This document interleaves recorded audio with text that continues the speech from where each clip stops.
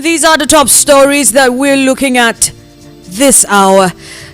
President Tinubu says Nigeria Benin to join forces for citizens' benefit.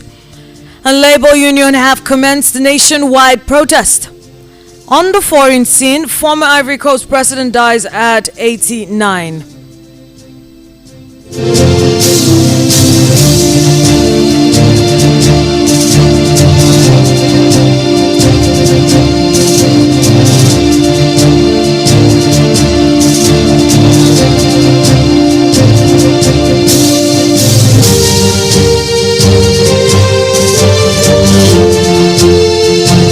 Hello there, this is the World News at 12 on Voice of the People 96.1 FM. My name is Chinwe Blessing and these are the top stories.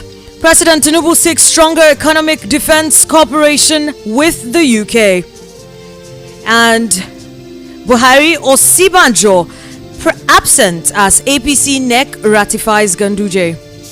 INEC says law are now allowing journalists, security agencies and others to vote.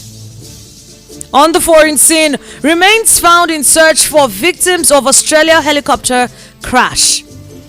And in the world of sports, the Tigers reached semi-finals of FIBA Women's Afro Basket. Details to come.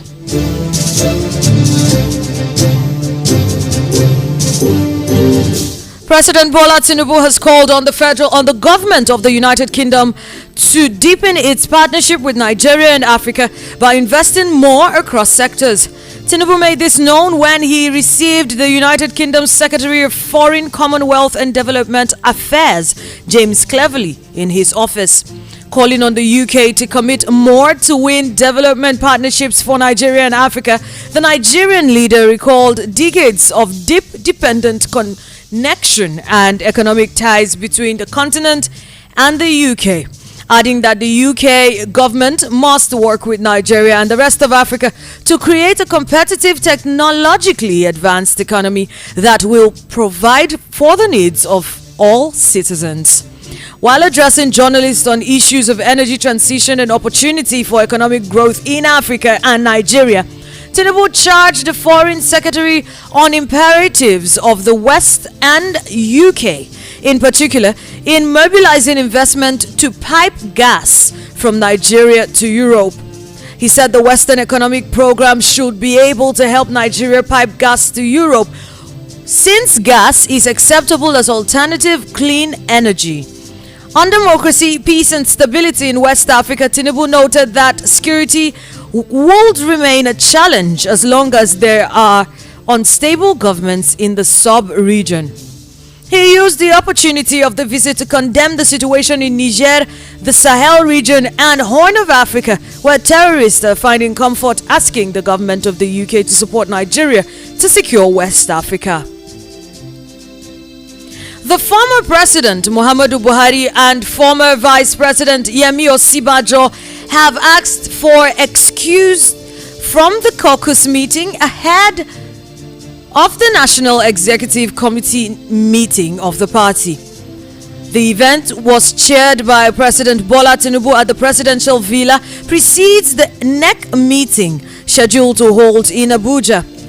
Though no reason has been offered for the absence of Buhari and Osibanjo from attending the parley held for the first time since the end of their 8-year tenure, May 29th. In a letter of apology addressed to the acting chairman, Abubakar Kyari, Osibanjo explained that he was already abroad for engagements to which he had long been committed when he received an invitation to the meeting. Nevertheless, the immediate past governor of Kano State, Abdullahi Ganduje, is billed to be unveiled as the new chairman of the party during the NEC meeting. Also to be unveiled at the parley, which will be attended by President Bola Tinubu, members of the Governor Hope Uzodinma-led Progressives Governors Forum, PGF, and presiding officers of the National Assembly, is the new National Secretary Ajibola Bashir. The Independent National Electoral Commission (INEC) has called for the amendment of the electoral laws to permit voting by Nigerians carrying out essential duties during elections. The commission noted that such persons include journalists, INEC officials, security personnel, and medical practitioners. INEC Chairman Professor Mahmood Yakubu made this known during the post-election review of the 2023 general elections with media stakeholders in Lagos. He said many Nigerians do not get the opportunity to vote because the law says one could only do so where he or she was registered. Most journalists on election day worked in places other than where they registered, so they didn't have the opportunity to vote. This doesn't apply to only journalists, it also applies to officials of the INEC, the regular and ad hoc officials, including security agencies. Also, Yakubu said, contrary to what people may think, INEC has nothing to hide concerning conduct of the 2023 elections. He confirmed that there are many positive things that came out of the polls, despite many challenges. Yakubu admitted that the challenges notwithstanding, there would be continuous improvement by the Commission in the conduct of the elections nationwide. The leader of the indigenous people of Biafra, IPOB, Nnamdi Kanu, has lost his appeal against the United Kingdom government regarding his detention in Nigeria. Kanu, who has been detained at the facility of the Department of State Services since he was rearrested in Kenya and brought back to Nigeria in June 2021 after fleeing the country in 2017. The IPOB leader, who holds both British and Nigerian citizenship, had filed an appeal in London last year seeking the UK government's intervention in his case with the Nigerian government. Kanu had approached the UK courts to obtain an order seeking the federal government to take a stand and publicly condemn his detention. He sued the Secretary of the State for Foreign, Commonwealth and Development Office, FCDO, also known as the Foreign Secretary, as the representative of the UK government in London. The court, however, dismissed his case. Kanu then filed an appeal with the Civil Division of the Court in London, of the Courts of Justice in London, to challenge the High Court's ruling. Meanwhile, the Court of Appeal on July the 7th upheld the High Court's ruling, stating that it could not interfere in the UK's government's decision concerning the IPOB leader's detention and conditions in Nigeria.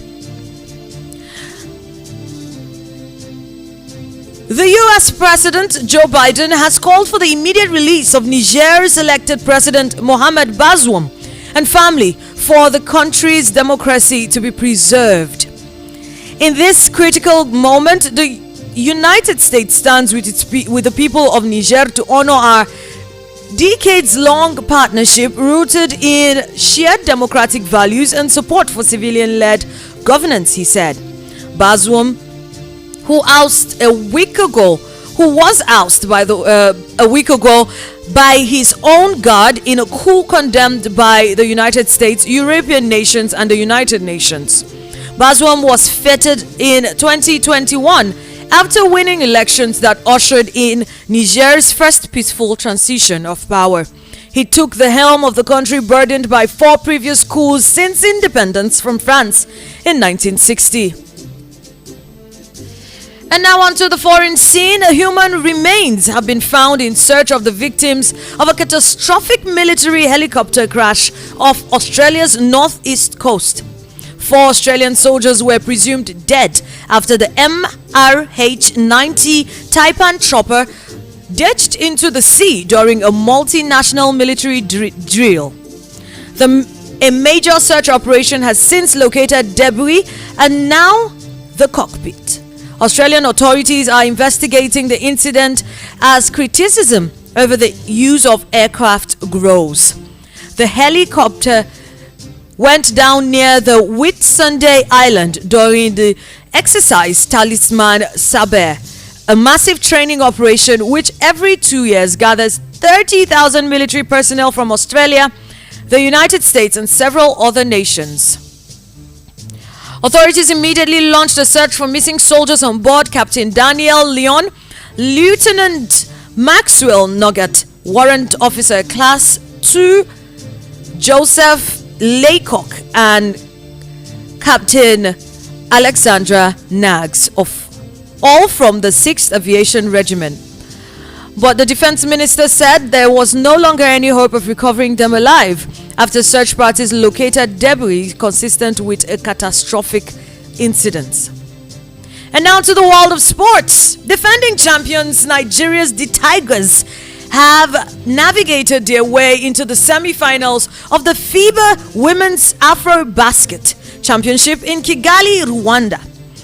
The Tigers, under the stewardship of coach Rena Wakama, reached the last four at the expense of Mozambique, who they defeated 59-52 in the last quarter-final match played. The ladies from the southern end of the continent were more clinical in the first and second quarters, winning by 2 points in each of the quarters, 18-6 and 15-13. After the break, Emir Okonkwo, who had a solid outing, pushed the Tigers to take the third quarter and increase the 4 points lead established by the Mozambicans with an 18-10 point win before wrapping up with the fourth decisive quarter in 12-9.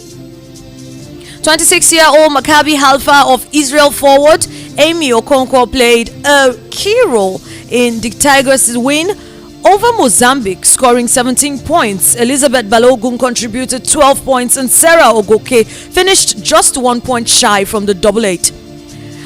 Nearly every Nigerian ended the game with at least 2 points to their name. Nigeria also made the difference on free throws ratio with 14 for 18 free throws. They were better off than Mozambique's 16 for 24 attempts. Nigeria will now face host Rwanda in the semi-finals. Rwanda accounted for the exit of Uganda in the quarterfinals, 66-61 points. And to wrap up, these are the top stories once again. Tinubu seeks stronger economic defense cooperation with the UK. Buhari Osibanjo absent as APC NEC ratifies Ganduje. INEC seeks law allowing journalists, security agencies and others to vote. On the foreign scene, remains found in search for victims of Australia's helicopter crash. And in the world of sports, the Tigers reached semi-finals of FIBA Women's Afro-Basket. And that is the world news at 12. For coverage of your live events and brand news mentions on our news bulletins, do send a mail to abujanews@voiceofthepeople.ng. The news was compiled and edited by Amarachi Jim Woko. My name is Chinwe Blessing.